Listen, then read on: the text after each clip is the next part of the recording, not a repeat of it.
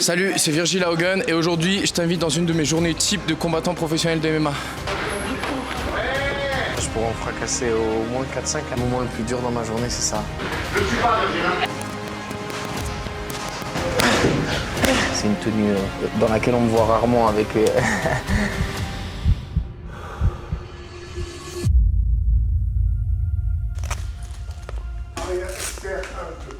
Ça marche.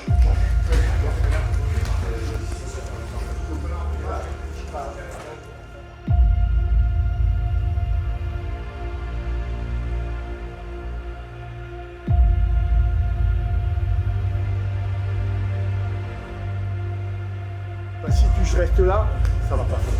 Ça fait 1, 2, 3. Et toi, tu fais 1, 2. Fais ça, exactement.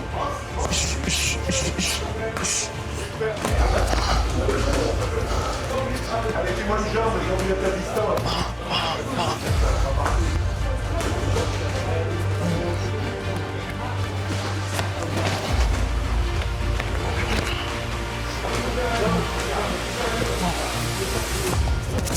Là on a un entraînement du matin du boxing squad, il y a Axel qui est en train de sparer. Moi en attendant j'ai commencé les drills avec les autres, là je vais finir de me chauffer en tournant tranquillement pour faire monter un peu le cœur. Et après Axel je ferai mes petits sparring aussi au cas où je combats, on sait jamais, sur la même date que lui. Magnifique Axel, magnifique.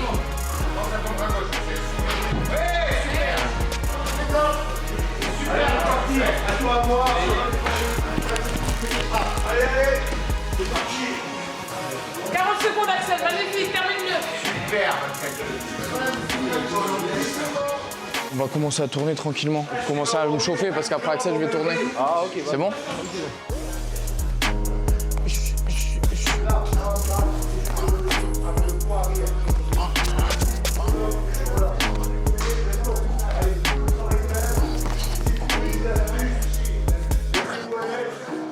On vient de finir petit sparring léger.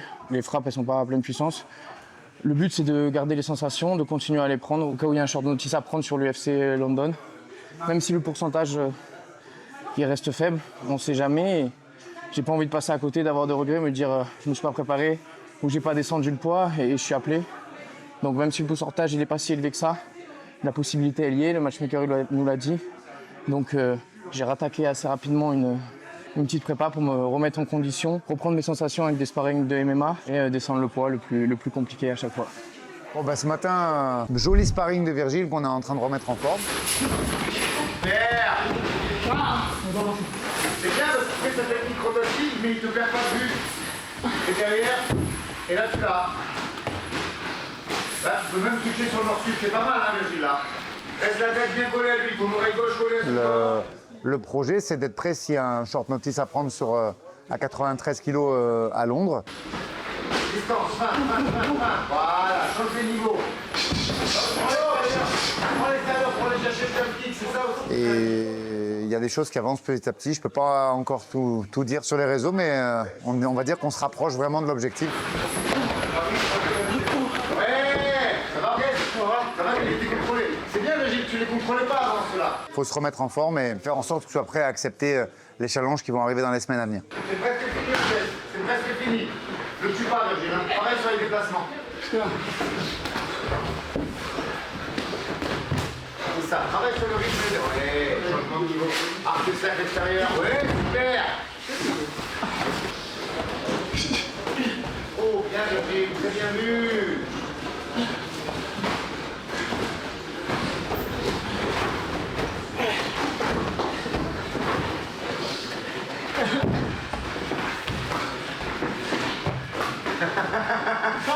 Allez! Quoi? Gestion d'énergie, 15 secondes! C'est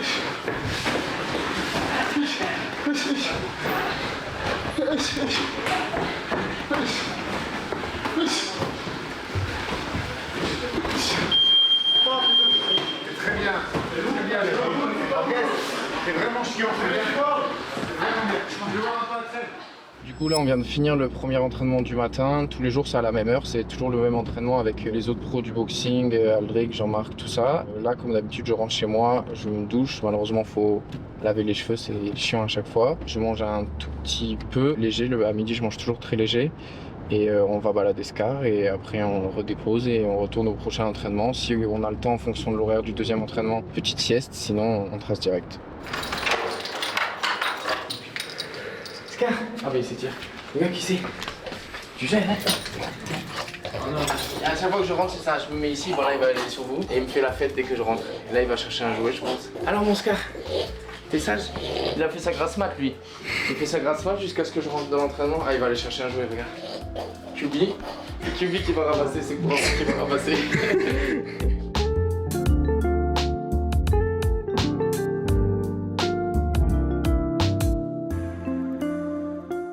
Ça fait partie des aléas d'avoir les cheveux longs. C'est sympa visuellement tout ça quand on combat, quand on a les tresses ça va. À l'entraînement c'est vraiment compliqué. Entre les rounds il faut les rattacher sinon ils vont dans le visage, tout ça. Et surtout il faut les laver à chaque fois parce que à l'entraînement les mecs ils te bavent dans les cheveux, ils peuvent te saigner. Il y a la sueur des autres qui vont dedans. Donc après chaque entraînement il faut les laver. Et ça c'est une tenue dans laquelle on me voit rarement avec, avec le truc pour finir de sécher les cheveux en attendant. Et voilà, minimum 2 lavages par jour pour les cheveux. Là, du coup, vous me suivez, vous allez manger le même repas que moi ce midi. Ta clémentine, ta barre protéinée. Ta clémentine, ta barre protéinée. La barre protéinée, elle est à rien, non? Si.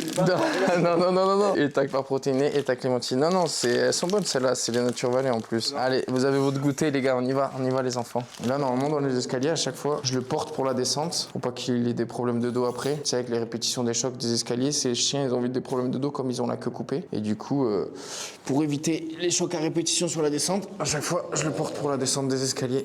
Heureusement, il est pas trop lourd, ça va. C'est normal pour lui, il a l'habitude. Il est 13h12, on commence la petite balade avec Scar. Il y en a pour à peu près 45 minutes, 1 heure maximum. Il faut qu'on parte de la maison à 14h15, donc on retournera le déposer. On partira pour l'entraînement à Monaco, qui est à 15h et on met à peu près 45 minutes maximum normalement.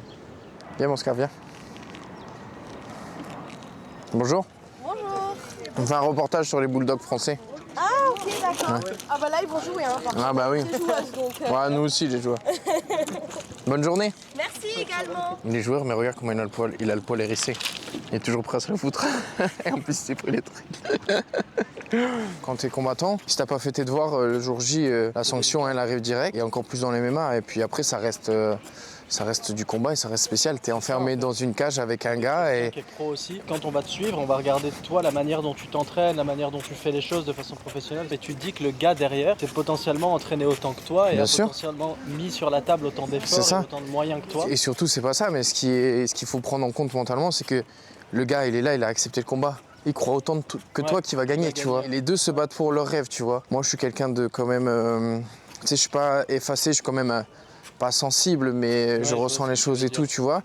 Et tu te dis, ben attends, le mec il joue sa vie, le mec il s'entraîne, le mec il travaille beaucoup, tout ça et tout.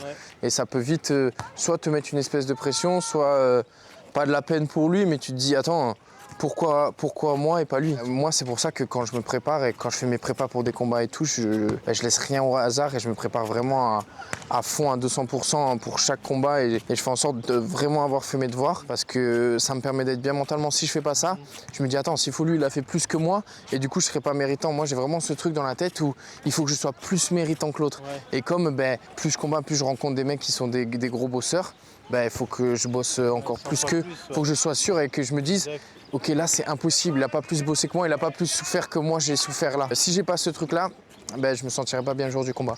Et moi quand j'étais petit, je prenais pour dit à chaque fois ce que les gens ils me racontaient. Par exemple, soit ils en font toujours plus, soit ils te disent que les bonnes choses qu'ils font. Et du coup tu t'identifies à ça et tu te dis c'est jamais bien, c'est jamais assez ce que je fais. Alors que non, pas du tout, tu vois. Faut faire le maximum que tu peux faire et c'est tout et pas t'identifier aux autres gens, sinon tu t'en sors jamais, tu vois. À tout à l'heure mon Scar. Le moment le plus dur dans ma journée, c'est ça, ce regard-là, quand je le laisse. À tout à l'heure, mon Scar, désolé. Scar à la caméra, triste comme soit parti, on regarde dans le vide, complètement pensif. Faut pas trop regarder ça.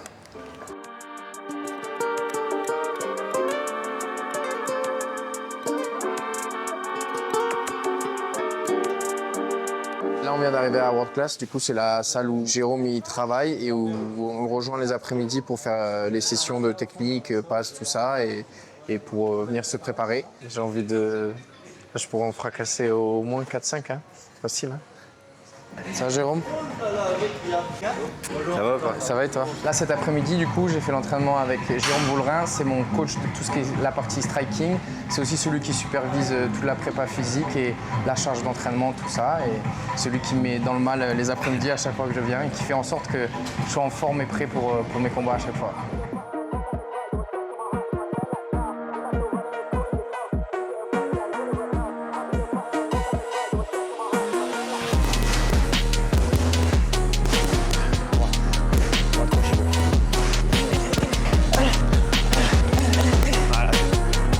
Avec Virgile, on est en train de bosser son travail de footwork.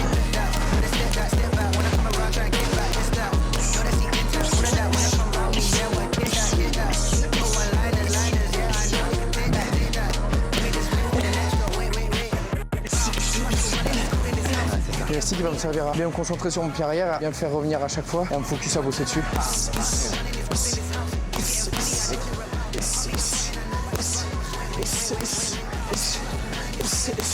1, 2. Ok, nickel. C'est ça. Bien, passe bien avec le pied. Et là, une fois que tu es là, t'es bien passé, bam, je suis bien passé, bam.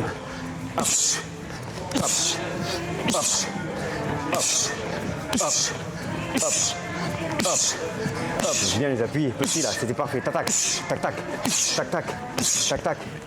Ouais, respire 30 secondes et on repart. T'as pas besoin de sortir de beaucoup, la tête du mec elle est là, tu vois. Bam, bam, bam, bam, tu vois. Je reste dessus. C'est ça.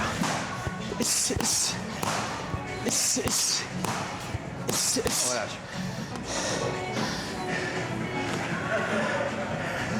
Et toi? C'est pas mal, hein? Ce matin, ouais, mais il y a plein de fois où je suis trop loin, tu vois. Ouais. Et où je peux pas remiser, du coup. Ouais, du coup, t'es obligé de après, sauter. Orgues, il est un peu fucké dans ce qu'il fait. Mais ce matin, tu vois, il y a plein de moments où défensivement, c'était parfait. Mais j'avais pas la remise, tu vois, il se passait rien. Ou alors, c'était trop tard pour remiser, tu vois. Le bloc vient, je suis à la bonne distance pour remiser. Oui. Et il manque un temps. Et il me manque le temps pour le mettre, ouais, c'est ça. réagir. Comme au combat, des fois.